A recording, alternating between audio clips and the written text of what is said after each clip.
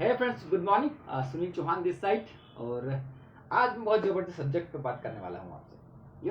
मैं बात करने वाला हूँ कि आपको यदि मौका मिले 100 साल जीने का, तो आप जीना चाहेंगे? ये तो सवाल ही गलत है। हर व्यक्ति जीना चाहता है, लेकिन सवाल ये है कि आप कैसा जीना चाहते हैं।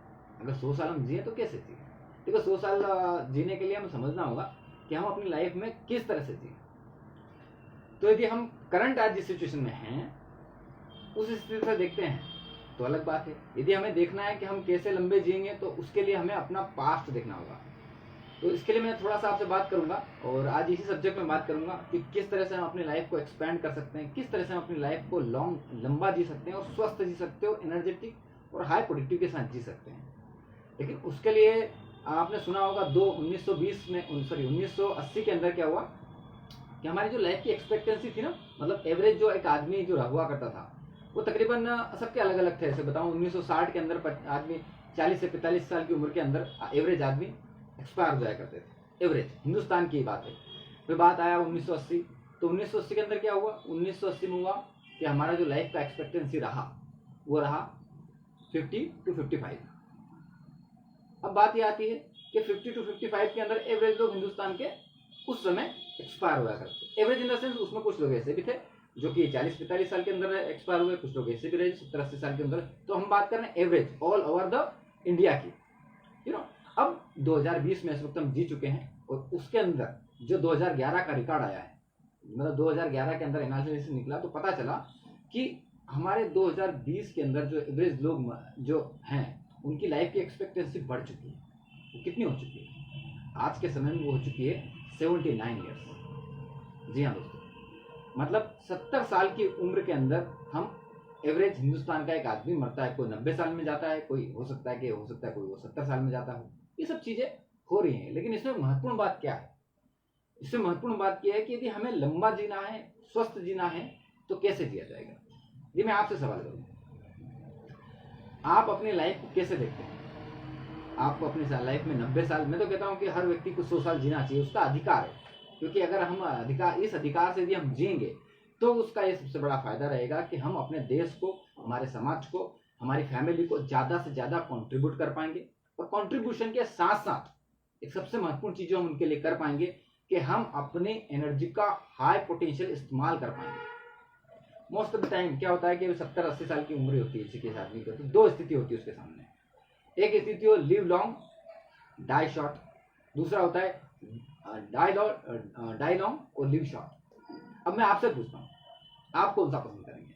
लंबा जीना पसंद करेंगे या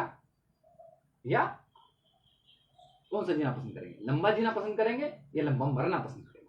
डेफिनेटली लंबा जीना पसंद करेंगे। लेकिन आज की स्थिति जो हो चुकी है, जरा उसमें हम देखें तो क्या हो रहा है, ज्यादातर लोग किसी न किसी एक लाइफस्टाइल डिसीज के साथ में जी रहे हैं।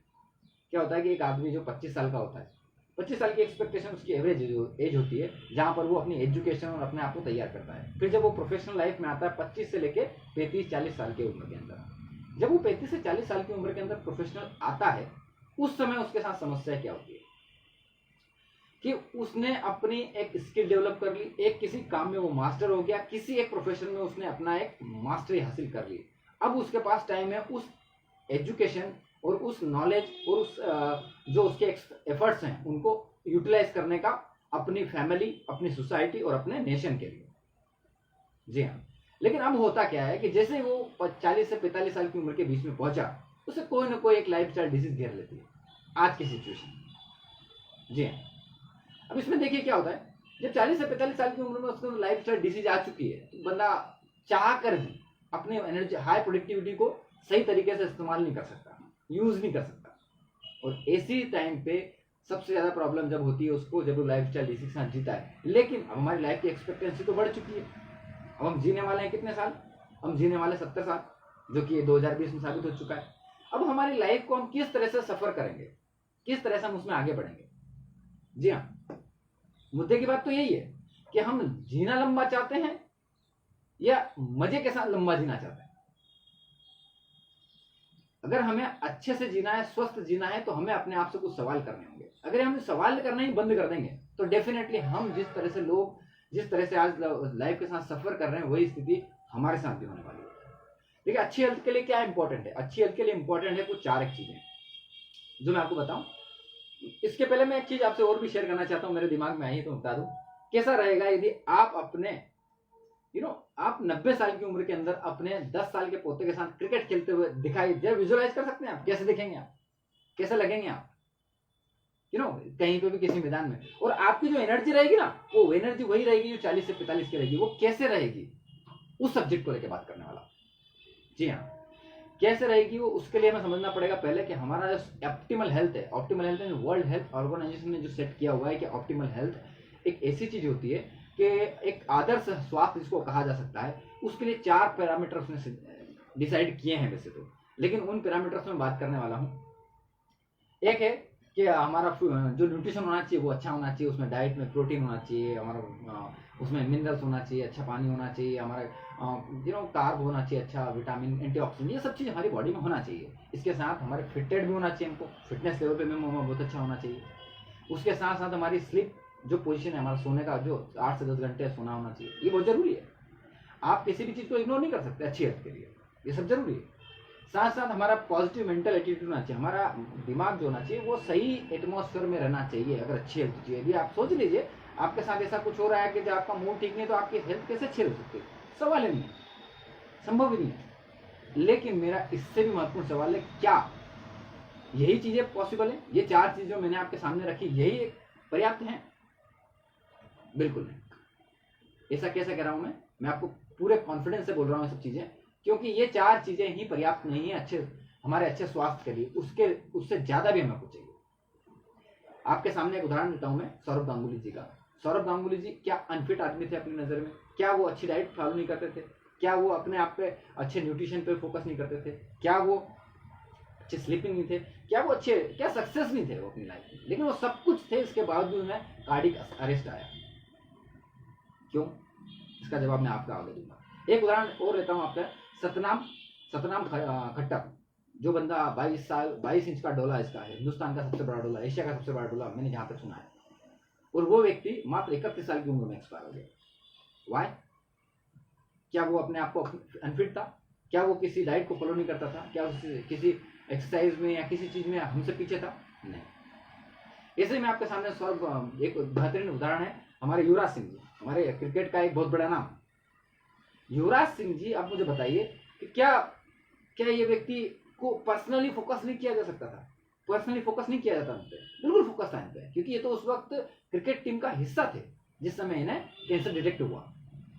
तो दोस्तों एक्चुअल क्या है कि इस तरह से हम जब देखते हैं तो आपके सामने बहुत सारे उदाहरण आएंगे। मैं एक उदाहरण और भी लेता हूँ। BMW के CEO आज जस्ट 9 महीने पहले दोस्त उनको कार्डिक अरेस्ट आया और वो जिम फ्लोर पे ही एक्सपायर हो।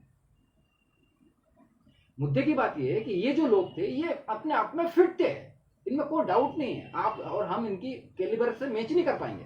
जब मैचिंग करना चाहें तो फिर क्या प्रॉब्लम है? फिर ऐसी कौन सी चीज है जिसको लेके हमें बात करना चाहिए? इस वही बात लेके मैं आपसे बात करने वाला हूं। क्योंकि देखो दोस्तों, जब मैं बात कर रहा हूं डाइट की, जब मैं बात कर रहा हूं एक्सरसाइज की, जब मैं बात कर रहा हूं स्लीपिंग पैटर्न की, जब मैं बात कर रहा हूं आपसे कि आपका एटीट्यूड, ये सब कुछ, ये 4 चीजें जो मैं आपसे बात कर रहा हूं, ये 4 चीजें नॉट ओनली आपके लिए सबके लिए जरूरी है, बल्कि ये सबसे महत्वपूर्ण जरूरी है कि ये आपके लिए पर्सनलाइज हो। Yes, personalization is the wellness point 2.0।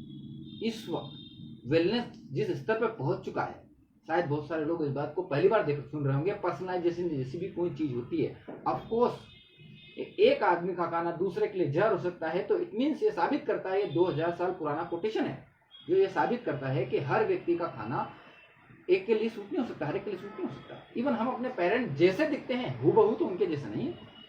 तो एग्जैक्टली हम अगर बाहरी रूप से अलग हैं तो इंटरनली भी तो हम अलग हैं।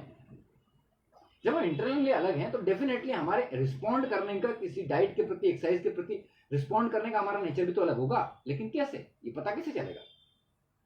यस, यहीं पर एक बहुत बड़ी चीज हुई है हिंदुस्तान के अंदर, पहली बार, वर्ल्ड के अंदर भी मैं कहूंगा तो पहली बार। ये इसे बोलते हैं पर्सनलाइज लाइफस्टाइल मॉडिफिकेशन या विथ एपिजेनेटिक प्रोग्राम।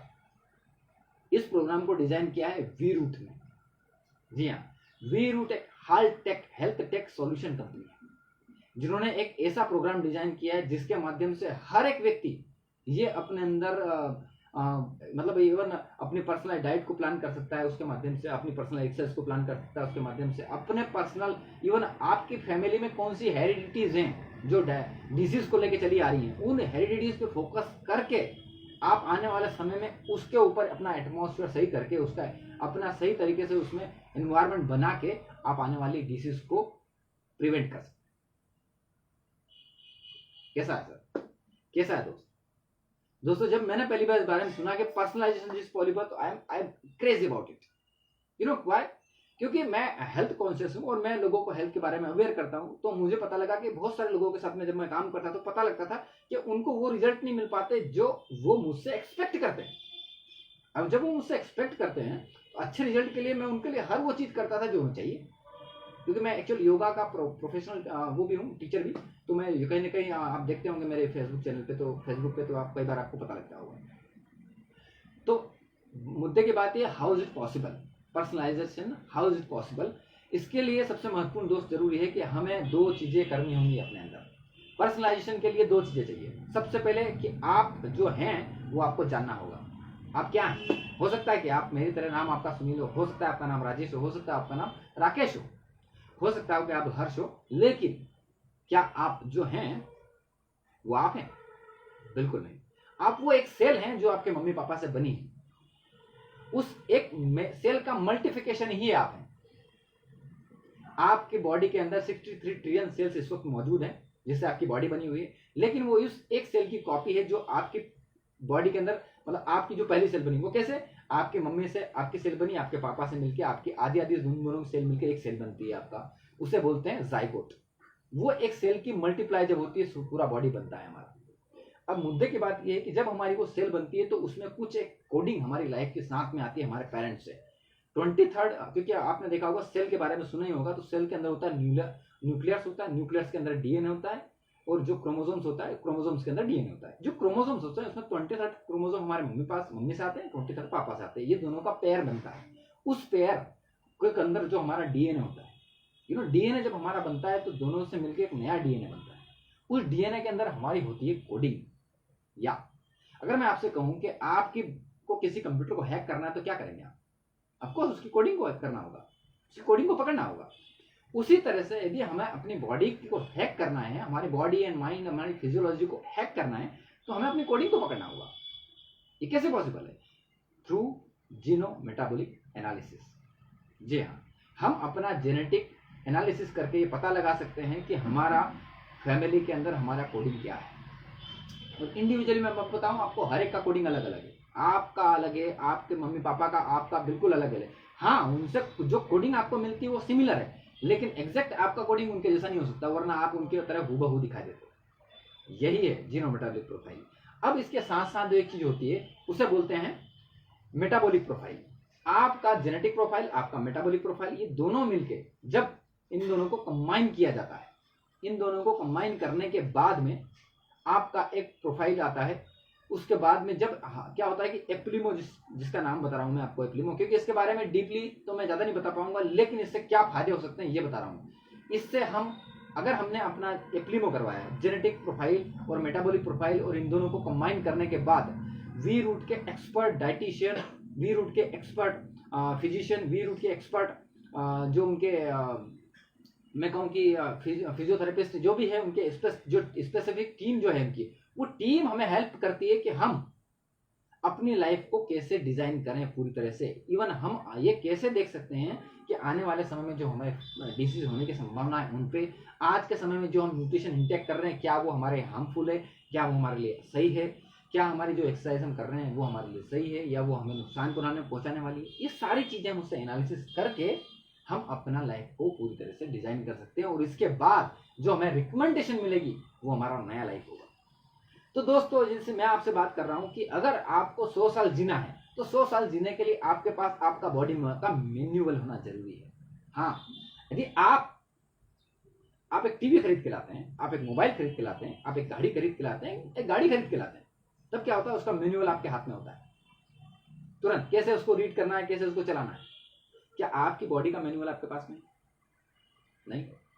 तो क्या आपके पास आपकी बॉडी का मैनुअल होना चाहिए?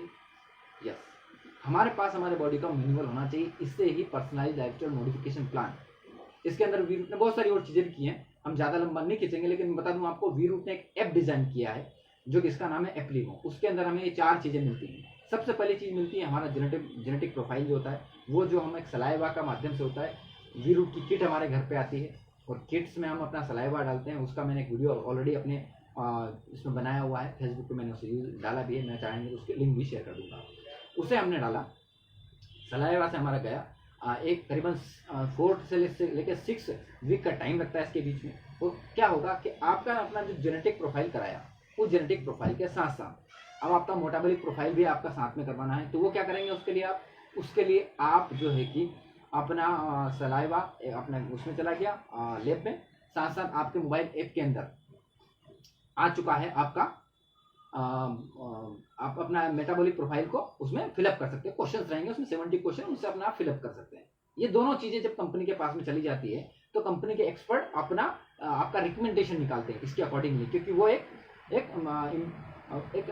मैचअप करते हैं उनके साथ में कि कौन कौन सी चीजें आपकी एक दूसरे से क्रॉस हो रही हैं और कौन सी चीजें आपसे मैच हो रही है, ताकि उस पर ये एक प्रोप्राइटरी प्रोग्राम है वीरूट का। और इस तरह से जब आपका प्रेजेंटेशन जब आपका एप्लीमो आता है तो उससे आपका पता लग जाता है कि किस तरह से आप अपनी एक हेल्दी लाइफ को लीड कर सकते हैं। बहुत सारी चीजें दोस्तों, मैं एंजेलिना जोली का नाम लेना चाहूंगा। एंजेलिना जोली ने ये करवाया है एक समय, ये 2011 में जब उन्होंने जेनेटिक अपना एनालिसिस करवाया तो पता चला कि उन्हें हेरिडिटी है ब्रेस्ट कैंसर की।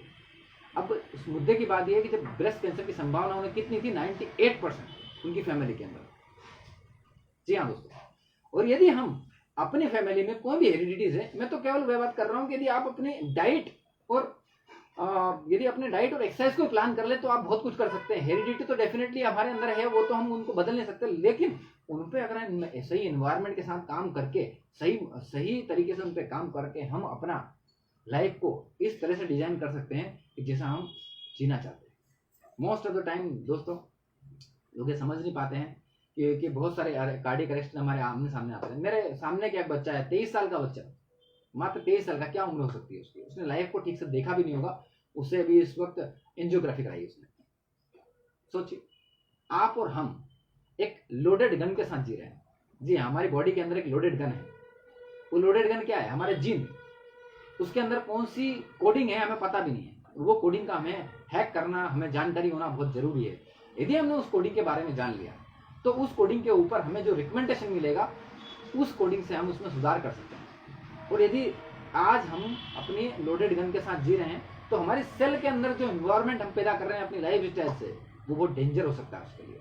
और मैं बोल सकता हूं दोस्तों, यदि हमने किन्हीं परिस्थितियों में ऐसा हुआ कि अगर हमने इन चीजों पर ध्यान नहीं दिया तो पक्का है लाइफ स्टाइल डिसीज तो हम गिर ही रहे हैं, उसे तो कोई रोक नहीं सकता। क्यों? क्योंकि ये तो समय के साथ चलनी है। क्योंकि ना तो हमारे पास अच्छा खाना है, ना हमारे पास अच्छी कोई एक्सरसाइज है, ये सब कुछ प्लान नहीं है। लेकिन अगर हमें पता लग जाए कि हम किन किन चीजों पे पर्टिकुलर हो जाए अपने लिए, रास्ता खुल गया अपने लिए। कैसा रहेगा दोस्तों? जो मैंने आपसे शुरू में कहा था, यदि आप 100 साल जिए और 100 साल उस मस्ती से जिए जैसा आप जीना चाहते हैं, उस इंजॉयमेंट के साथ जिए, उस पीक परफॉर्मेंस के साथ जिए, उस हाई एनर्जी के साथ जिए, उस फुल ऑफ एनर्जी के साथ जिए जिस तरह से आप जीना चाहते हैं। 100 साल में आप अपने पोते के साथ, मैं कहा ना 90 साल की उम्र के अंदर आप अपने पोते के साथ विजुअलाइज कर सकते हैं अपने आप को क्रिकेट खेलते हुए। ये पॉसिबल है थ्रू एप्लीमो। विद दिस दोस्तों मैं अपना यहीं पर इसको एंड करना चाहूंगा और उनको देखना चाहूंगा कुछ क्वेश्चन आंसर्स। मेरे ख्याल से कुछ अच्छे wow, good morning Harsh Tiwari, good morning, very nice Dinesh ji, wow, thank you so much. और इससे रिलेटेड यदि आपको कोई भी क्वेश्चंस लगता है तो आप मुझे कॉल कर सकते हैं और मेरा नंबर तो वैसे अवेलेबल है मेरे फेसबुक पे। साथ ही साथ यदि आपको लगता है कि आपको इस संबंध कोई क्वेश्चंस पूछना है, कोई क्यूरीज है, कुछ इन्फॉर्मेशन चाहिए तो आप मुझे इन्फॉर्म कर सकते हैं, आप मुझे जान सकते हैं। क्योंकि मैं एप्लीमो को लेकर बहुत पैशनेट हूँ और इस वक्त मैं काफ़ी लोगों के साथ ही काम कर रहा हूँ। काफ़ी सारे लोगों का मैंने एप्लीमो करने में उनकी हेल्प की। इवन मैंने अपना जब एप्लीमो कराया तो मेरे सामने बहुत सारी चीज़ें खुल के आई, क्योंकि वो बहुत लंबा सब्जेक्ट है, उसके बारे में मैं ज़्यादा डिटेल में इस वक्त फेसबुक पर बात नहीं कर सकता। और with this thank you so much, have a nice day, bye, have a nice weekend.